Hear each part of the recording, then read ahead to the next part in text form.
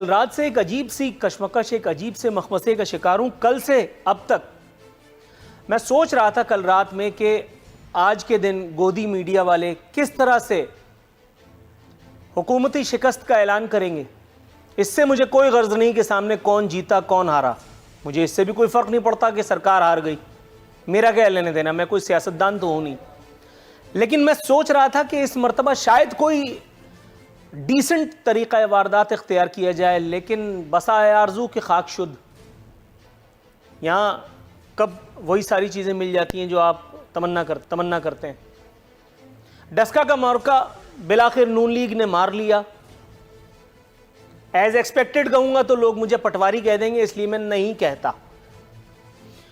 मरियम नवाज साहिबा जीत की खुशी से सरशार फरमा रही हैं कि आज अवाम ने एक मरतबा फिर वोट को इज्जत दे दी। हमजा शहबाज भी उन्हीं के कालिब में ढले फरमाते हैं वोट चोर माफिया को आज शिकस्त फाश हुई।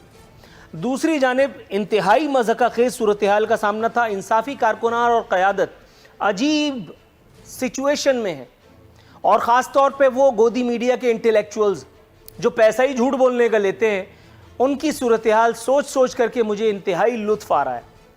अजीब लूले लंगड़े ऊल जलूल मावरा अक्ल बईद अज़ कयास किस्म की वजूहात तराशी जा रही हैं इस एक शिकस्त की। फवाद चौधरी साहब फरमाते हैं आज नून लीग नहीं जीती, आज पीटीआई हारी है।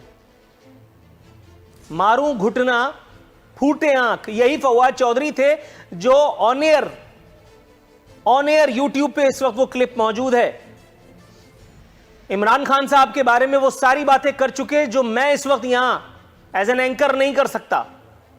यूट्यूब पे मौजूद है वो वीडियो जिसमें ये फवाद चौधरी और यूसुफ रजा गीलानी को अपना हीरो करार दे रहे हैं, पाकिस्तान पीपल्स पार्टी के लोगों को अपना हीरो करार दे रहे हैं। खैर हीरो तो इनके जनरल परवेज मुशर्रफ भी थे, या शायद यही आखिरकार हीरो और तमाम लोग विलन साबित हुए, क्योंकि ये हर हुकूमत में, चाहे वो जमहूरी आमिरों की हो या अस्करी आमिरों की, ये अंगूठी में नगीने की तरह से फिट हो जाते हैं। खैर ये इनका टैलेंट है, आगे बढ़ जाते हैं। शेख रशीद साहब फरमाते हैं अब इस बात का भी कोई मतलब मुझे समझाया कि हम हार कर भी जीत गए। ये बात अगर पूरी दुनिया में कोई समझ सकता है तो उसे कौम से होना साबित है, जिसके बारे में मैं जो कहता हूं वो ऑन एयर नहीं कहा जा सकता। अब आते हैं गोदी मीडिया वालों पर, वो जिनकी दाल दलिया इमरान खान साहब को हजरत इमरान साहब रहमतुल्लाह अलैह कह करके मिलती है। हालांकि इमरान अहमद खान नियाजी साहब हमारे वजीर आजम पाकिस्तान को मुझे नहीं लगता एक सेकंड के लिए भी कभी इस चीज़ की ज़रूरत होगी। एक मौसूफ कहते हैं, अपने पोपले मुंह से फरमाते हैं, खुशगवार हैरत है पीटीआई महज 19,000 वोटों से हारी। अब मैं ये इनको समझाऊं अगर कि अब 19,000 महज होते हैं, 19,000 सिर्फ होते हैं, 1 लाख रुपए में से 19,000 रुपए निकाल दो तो वो 1 लाख रुपए की रकम नहीं बन सकती। मगर ये इस वक्त इंसाफी इंटेलेक्चुअल हैं, इन्होंने अपने पूरे करियर में कमाई हुई इज्जत इस एक दौर में सरे बाजार रुसवा कर दी है। ये वो सहाफती काली भेड़े हैं जिनको पता है कि इनका करियर अब खत्म हुआ। इनको मालूम है कि इमरान अहमद खान साहब की हुकूमत गई और ये घर पे बैठ करके इंशाअल्लाह ताला की भीख मांग रहे होंगे। लेकिन बहरहाल धंधा है, सब गंदा है। ये एक और साहब हैं, फरमा रहे हैं कि सारा क्रेडिट जो है वो फौज और रेंजर्स को जाता है। किस चीज के क्रेडिट की बात कर रहे थे ये, इसका फैसला हम आने वाले वक्त पर छोड़ते हैं। मैडम आप वैसे भी इधर उधर की बातें ही करनी है, तो चलिए हम आज श्रद्धांजलि पेश करते हैं सुल्तान राही साहब को। ये क्या जरूरत है कि एक तो गला दबा रहे हैं, ऊपर से कह रहे हैं चिल्लाना नहीं, हर 15 दिन के बाद टीवी पे आकर के कहते हैं घबराना नहीं, कभी एक लाइन से निकलना नसीब नहीं होता फिर दूसरी लाइन में लगा देते हैं। क्या यही थी वो तब्दीली जिसके गुण गाए जा रहे थे? जो भी सुल्तान राही कह रहे थे मुझे समझ आ गई है आप क्या कहने की कोशिश कर रहे हैं, लेकिन आपको पता है कि देखें कि जिस तरह खान साहब कहते हैं कोई जादू की छड़ी तो है नहीं, पूरी कोशिश कर रहे हैं, दिन रात लगे हुए हैं।